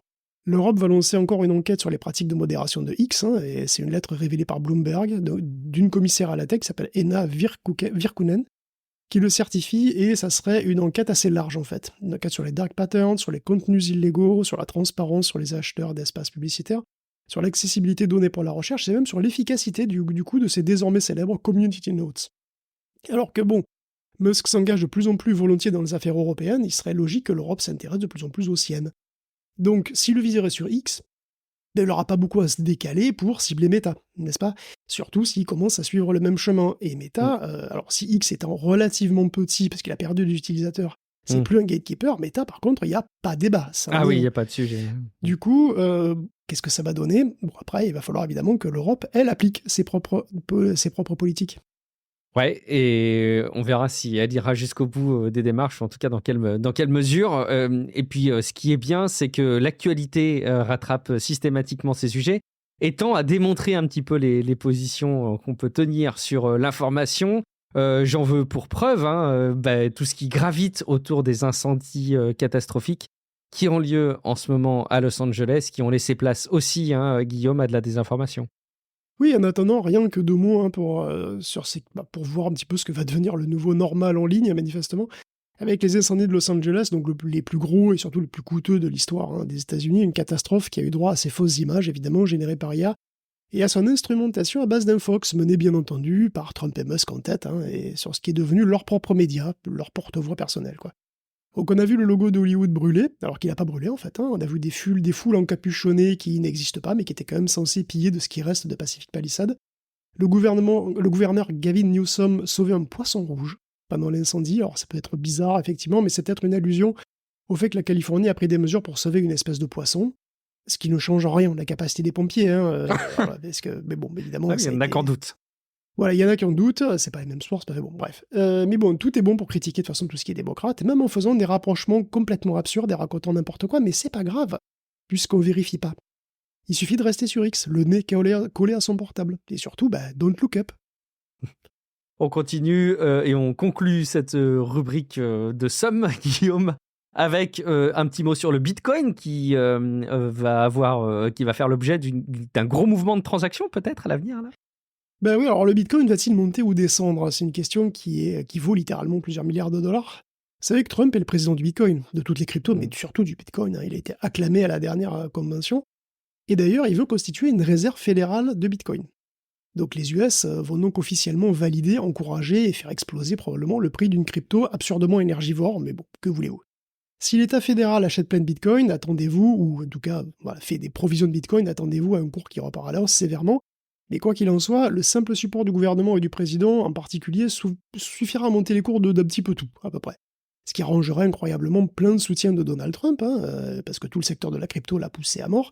Et ses propres enfants, souvenez-vous, veulent lancer leur propre crypto-monnaie aussi, donc ça tombe plutôt bien tout ça. Sauf que là, il se trouve que l'État fédéral en a déjà des bitcoins, plus de 69 000, et qu'il aimerait bien en vendre parce que ça fait quand même 92 000 $ l'unité à peu près, c'est quand même moyen de se faire 6 milliards quoi. Donc c'est des bitcoins saisis à un hacker qui les a lui-même volés à feu Silk Road, le marché du dark web, et donc une vente aussi massive que ça, pour le coup, ça aurait toutes les chances de faire baisser le cours de la monnaie. Ça cadre pas trop avec les projets de Donald. Bon, il a 4 ans pour faire sa réserve, donc voilà. Mais en ce moment, on ne sait pas trop si ça va monter, si ça va descendre. De toute façon, le mot d'ordre, c'est hodl, comme ils disent. Sans doute. Un dernier mot sur de l'intelligence artificielle, Guillaume, mais une nouvelle info sur les impacts que pourrait avoir, c'est la question, là aussi à plusieurs milliards de dollars depuis quelques mois maintenant. Dans quelle mesure est-ce que l'intelligence artificielle pourrait faire évoluer à la hausse ou à la baisse les emplois des nouveaux indices? Oui, donc il y a le WEF, le World Economic Forum, donc le Forum économique mondial, qui vient de publier son rapport annuel sur le travail. Alors le moins qu'on puisse dire, c'est que l'IA y tient une place vraiment importante. Le rapport agrège des données de 1000 entreprises dans 22 secteurs d'activité, et 77% d'entre elles prévoient de requalifier leurs employés entre maintenant et 2030, pour mieux les adapter à travailler avec des IA. Il y en a 2 tiers qui veulent embaucher d'ailleurs de nouveaux profils spécifiques pour ça. Donc l'impact de l'IA apparaît majeur, 40% des entreprises pourraient réorienter leur cœur de métier en réponse à l'IA, 40% anticipent des réductions d'effectifs, il est estimé que 39% des employés verront leur métier affecté, voire devenir obsolète. Ce qui est une demi-bonne nouvelle puisque le chiffre est en baisse par rapport aux opus précédents en fait. L'IA est une force importante, mais d'une manière générale, la tech dans son ensemble va menacer pas mal de boulot, et le WEF en identifie même plusieurs. Les services postaux, les services de secrétariat, globalement, pour les services de la paye en entreprise, enfin, pas mal de boulots administratifs qui sont répétitifs et systématiques pour être automatisés d'une manière ou d'une autre, on va dire. Et ce genre de boulot risque de morfler dans les 5 ans à venir assez sévèrement. D'ailleurs, d'après Bloomberg, les grandes banques du monde vont licencier dans les 200 000 personnes dans les 3 à 5 ans pour ces raisons. Un quart des 93 banques interrogées anticipent même une réduction prononcée de leur effectif. C'est pas les seuls, le rapport du WEF révèle que 41% des 1000 compagnies interrogées vont certainement tailler dans leur masse salariale. Combien ? C'est plus dur à anticiper, le rapport hasarde d'un 92 millions d'emplois détruits d'ici à 2030, mais il se veut optimiste, annonçant 170 millions d'emplois créés dans la décennie, soit un gain net de 78 millions d'emplois, si ça se passe comme ça, ce qui est loin d'être garanti. Donc le WEF se veut toujours un peu rassurant, et après c'est pas si simple de rester serein, parce qu'on a déjà clairement vu, lors des grandes phases d'automatisation de l'industrie, que les gens qui étaient remplacés ne retrouvaient pas si facilement un boulot, et pas un boulot équivalent, voire pas un boulot tout court. Et d'ailleurs, la Rust Belt aux États-Unis, c'est un exemple qui est très frappant de ce point de vue-là. Donc, qu'est-ce qui nous dit que les gens remplacés par des IA auront un meilleur destin ? Pourront-ils accéder à des nouveaux emplois, à ces nouveaux emplois ? Est-ce que ces nouveaux postes seront-ils disponibles pour eux ? Est-ce qu'ils seront de bonne qualité ? Est-ce que les postes disponibles pour eux seront de bonne qualité ? C'est très très complexe. Donc on est à un tournant avec la tech et les IA qui deviennent de plus en plus efficaces pour plein de choses. C'est une nouvelle vague en plus, bien plus, il y a une nouvelle vague de robots qui est potentiellement en approche. Donc pour l'instant, tous les métiers manuels sont à l'abri. Mais si un jour, vraiment, on commence à produire en série des robots humanoïdes, comme veulent le faire Tesla et bien d'autres, ça aura un impact encore plus sévère. Ça pourrait concerner la décennie suivante. Du coup, toutes ces technologies peuvent effectivement accroître énormément la productivité, et du coup faire baisser le coût du travail. Mais pour bénéficier à qui ? Bénéficier à tout le monde, comme le disent volontiers, bien entendu, les PDG de la tech. Comme l'a dit Geoffrey Hinton dans une interview, on est dans un monde capitaliste. Si on n'y prend pas garde, les gains de productivité iront en immense majorité aux plus riches, aux corporations. Ça va encore accroître les inégalités, ce qui provoquera des crises sociales et qui ça fera le lit du fascisme. Et donc Geoffrey, il n'est pas tranquille, et il n'est pas le seul. Je retiens dans ce que tu expliques l'emploi dans le domaine bancaire, dans beaucoup d'autres, mais aussi dans le domaine bancaire qui risque d'être pas facile. Merci beaucoup pour cette revue complète. Guillaume, de l'actualité des nouvelles technologies qu'on complétera inévitablement comme on le fait chaque semaine avec un épisode supplément qui arrive au moment du week-end, hein, pour profiter des moments un peu de calme peut-être pour celles et ceux qui ne bossent pas le week-end. Qui peuvent trouver un moment de repos et écouter un petit épisode de podcast en complément, ce sera pour vous. Mais là, vous avez en tout cas l'essentiel dans cet épisode. Que dis-je ? L'essentiel sera là quand on aura été jusqu'au bout de l'exercice et notamment, on doit vous toucher quelques mots en matière de jeux vidéo. Guillaume, notamment un nouvel appareil pour jouer de manière optimale à casse-briques, c'est ça ? Oui, Atari fait un partenariat avec MyArcade, donc il sort des petites bornes d'arcade que vous voyez un petit peu partout là, pour sortir une console portable et même en fait toute une ligne de nouveaux appareils rétro pour jouer à des classiques comme Breakout, Pac-Man ou Pong. Bon, ok, c'est chiant, je vous ai perdu, moi aussi en fait, j'aurais lâché parce que oui, voilà, si j'aurais lâché s'il n'y avait pas une petite nouveauté vaguement intéressante, parce que vous avez déjà joué un casse-brique. Oui, évidemment, mais comment ? Avec une souris, avec un gamepad, dans les deux cas, c'est nul, c'est pas comme ça qu'il faut y jouer. C'est pas comme ça que ça a été prévu d'y jouer. En fait, Breakout se joue avec un bouton rotatif, un potentiomètre, quoi. Et c'est beaucoup plus naturel comme ça, et c'est même plus facile. De même que Marble Madness, il est conçu pour se jouer au trackball, Breakout doit se jouer au spinner. Et c'est pour ça que cette nouvelle console éveille légèrement mon intérêt au milieu de l'océan de réédition qu'on subit depuis des années. C'est parce qu'elle a des boutons, et une croix directionnelle, comme tout le monde, mais elle a aussi un trackball, un spinner et même un pavé numérique. Parce que certaines consoles, comme l'Intellivision, avaient un pavé numérique. Mais oui, et les jeux étaient prévus pour. Et tu en sais quelque chose. Oh oui. Donc cette variété de contrôle peut laisser espérer de pouvoir rejouer à des vieux titres de manière un peu plus conforme à l'original, tout simplement. En plus de la console portable, on aura aussi d'ailleurs une version de salon avec une version façon mini-borne, ou un arcade stick tout intégré. Stick qui a l'air d'ailleurs de tenir la route, plus ou moins. Je me rappelle effectivement de cette manette, de cette télécommande de l'Intellivision où on pouvait mettre les petits stickers en fonction des jeux qui remplaçaient les touches numériques par des touches du jeu. Déjà, ça, je trouvais ça trop malin. Et effectivement, ce disque, qu'est-ce qui m'aura captivé petit ? Il était beau, ce petit disque doré là avec les petits reflets. Un petit mot avec le FSR, Guillaume, dont la version 4 a l'air d'envoyer du lourd, hein, si j'ai l'impression. Oui, le FSR 4 d'AMD est bientôt là, alors c'est la version qui doit rattraper la solution de la concurrence, c'est-à-dire le DLSS d'NVIDIA. Donc la solution d'AMD, c'est les diverses versions de FSR, qui ont leur avantage, effectivement, parce que c'est plutôt simple.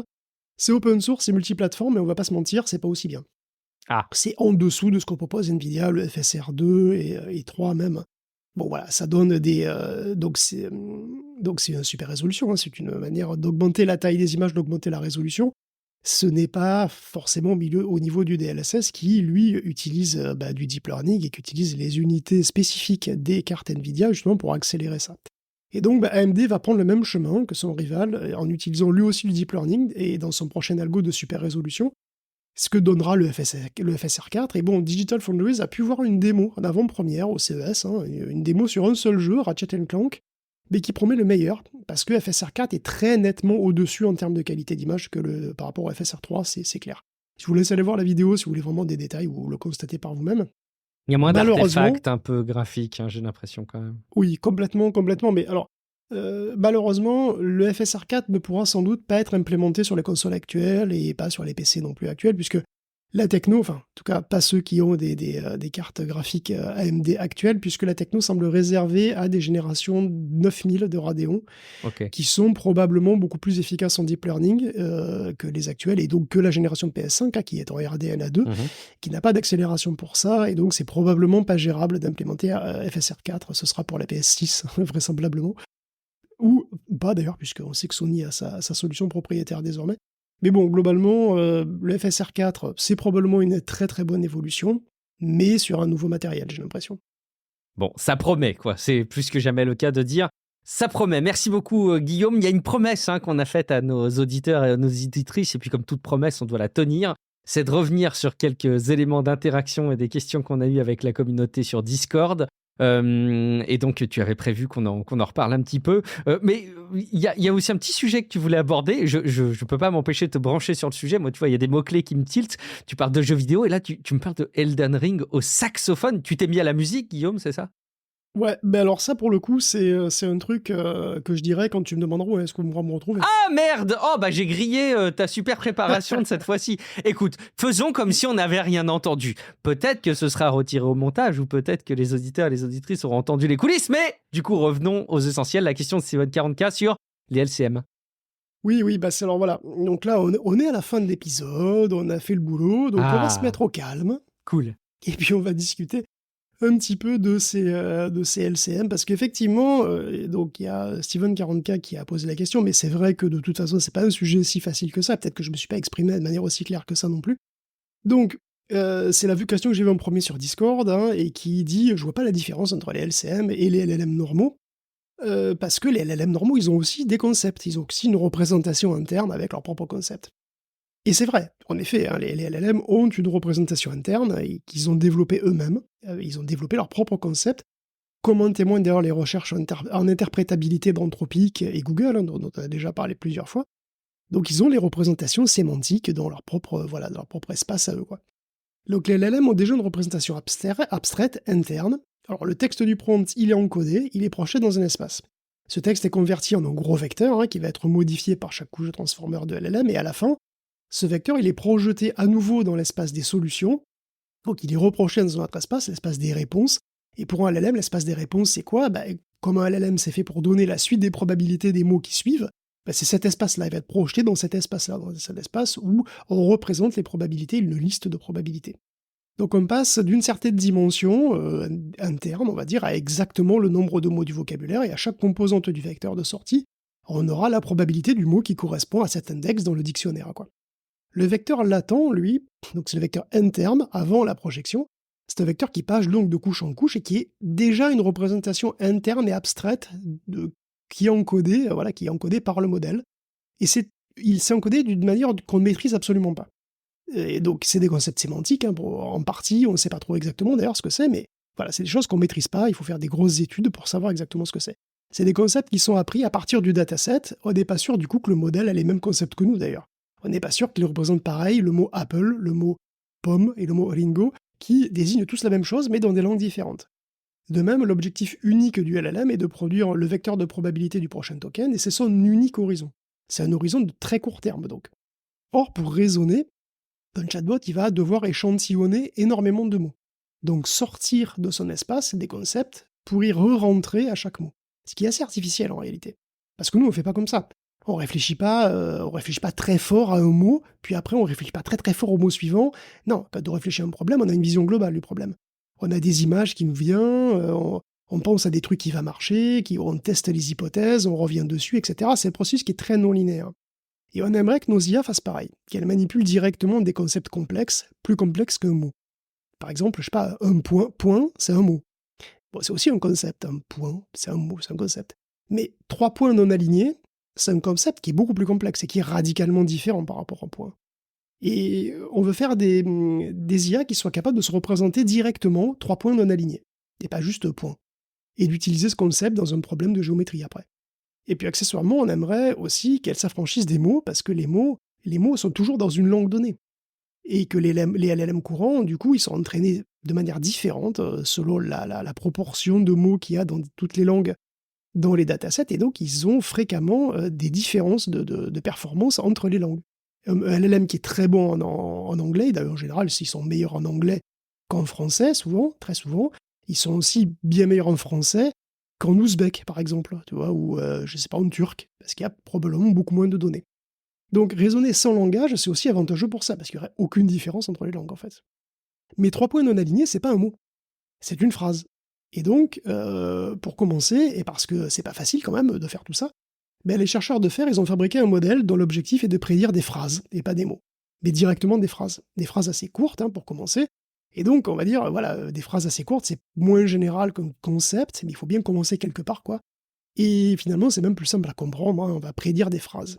Et donc, les problèmes commencent tout de suite, parce que si tu veux faire un modèle qui prédit des phrases, comment tu encodes des phrases? Avec les mots, c'est facile. Tu as un dictionnaire. Mais avec les phrases, il y a virtuellement une infinité de phrases. Donc, comment tu fais? Il faut faire appel à une autre IA. Et les spécialistes de ça, c'est les modèles qui sont chargés de traduire les textes. Ils fonctionnent globalement phrase par phrase, et sur un modèle encodeur-décodeur.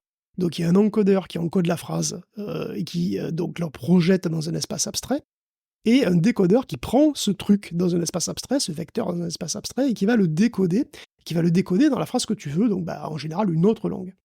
Donc la version encodée de la phrase, c'est une représentation qui peut servir pour le LCM, puisqu'elle est déjà abstraite quelque part.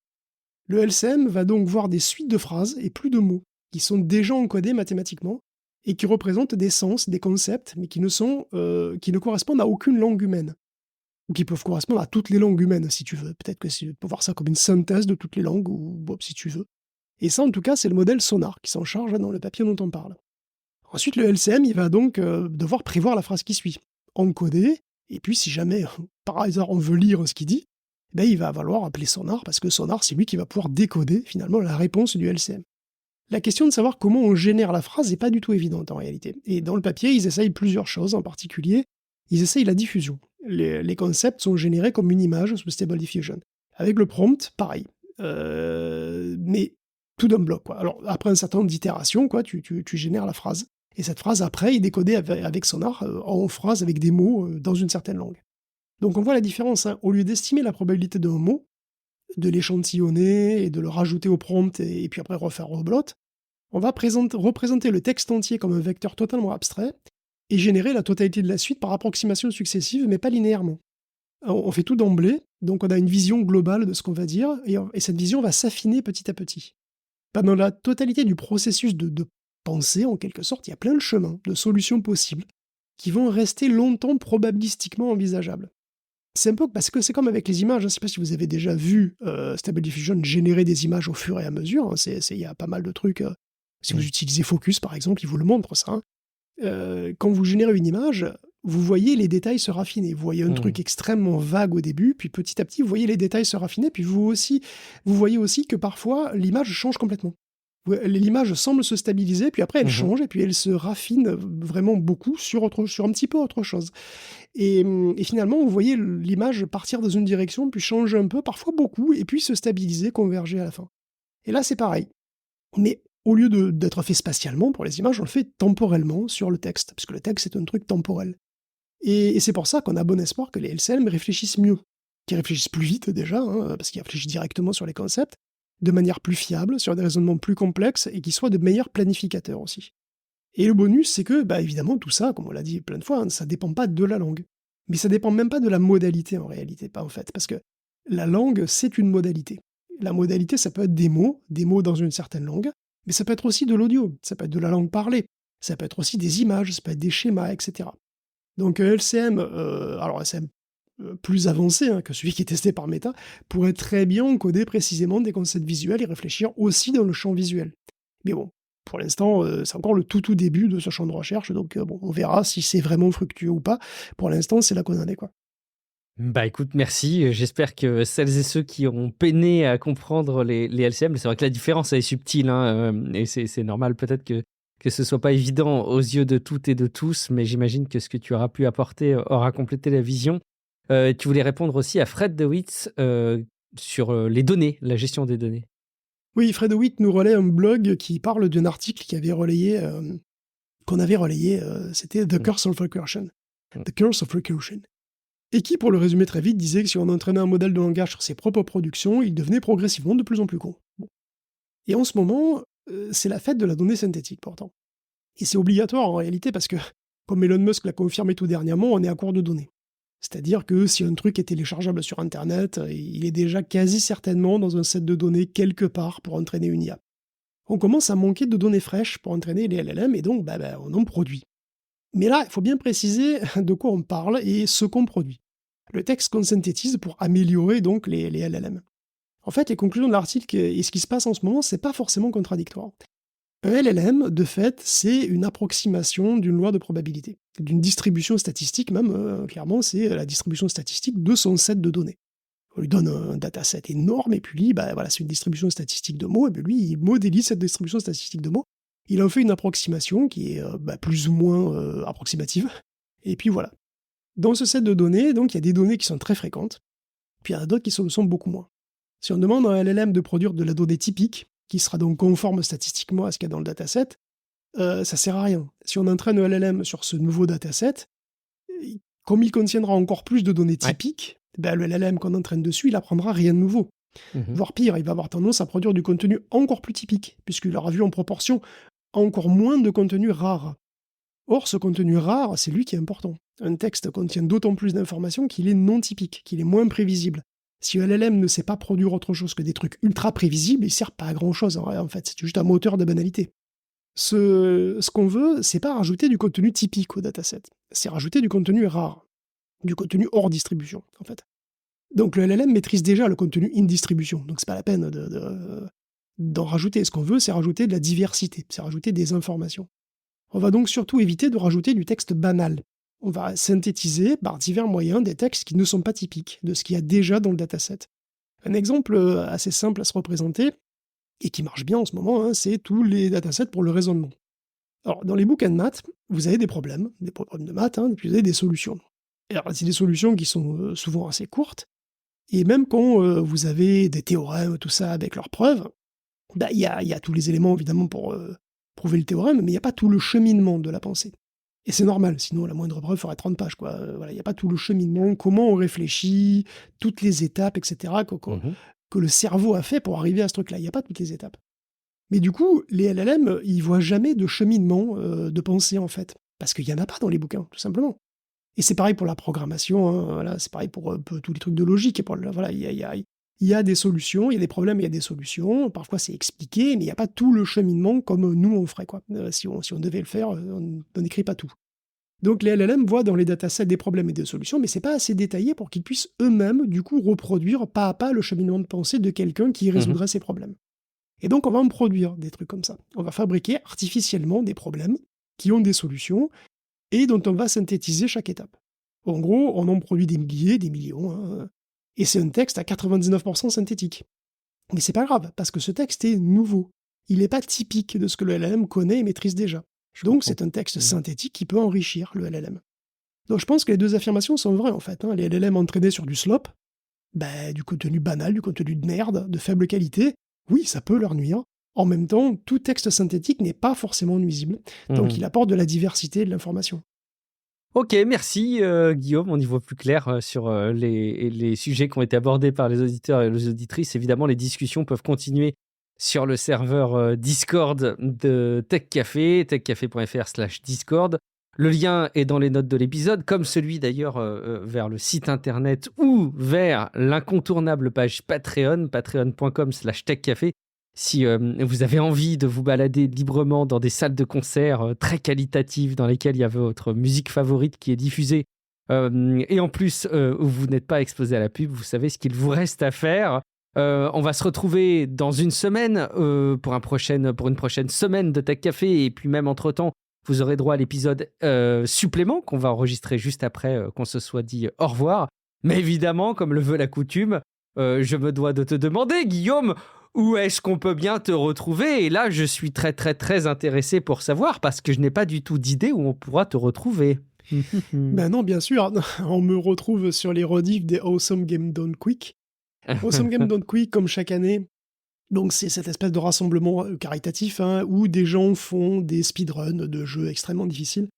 Et souvent en faisant des acrobaties, parfois c'est des trucs complètement inimaginables. Et cette année, il y a un mec qui s'est fait tous les boss d'Elden Ring au saxophone.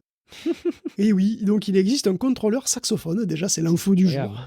Incroyable. Alors, peut-être ça existe pour un jeu vidéo de musical que je connais pas pour le coup. Un guitar héros au saxophone, quoi. Un Voilà, pareil, saxophone il y a héros. probablement un saxo héros que je connais pas, enfin, de tous les cas, il l'utilise pour battre en slip C'est tous les incroyable. boss d'Elden Ring. Alors, c'est le personnage qui est en slip, pas le mec, mais le personnage est en slip, et il bat tous les boss d'Elden Ring au saxophone, et donc il doit souffler dedans pour activer les commandes. Hein. Donc, ça fait tout le temps. C'est absolument magique de voir ça, donc c'est si vous voulez avoir Pas pour une les idée déplacements, ce si genre je dis pas de bêtises, si. Non, pas pour les déplacements. non, parce qu'il y a alors il y a, il y a des déplacements, puis il y a les touches d'action. Et puis pour aller dans les menus aussi, c'est les mêmes que les déplacements. Du coup, ça, c'est pas du saxophone, ça. Alors il y a pas trop de saxophone, mais bon, pour taper avec son épée, il Eh oui. doit souffler. C'est génial. Faire une C'est enfin, c'est formidable. complètement n'importe quoi. C'est magnifique. Donc on va te retrouver, prendre des cours de saxophone. Merci Guillaume pour cette info exclusive. Je suis Guillaume Vendée, je ne peux pas décemment vous dire que vous pouvez me retrouver ailleurs que sur Discord et sur Blue Sky dans cet épisode compte tenu des sujets qui ont été abordés. Merci beaucoup pour votre fidélité. Rendez-vous dans quelques jours pour un prochain épisode de Tech Café. Ciao à toutes et à tous. Ciao à tous.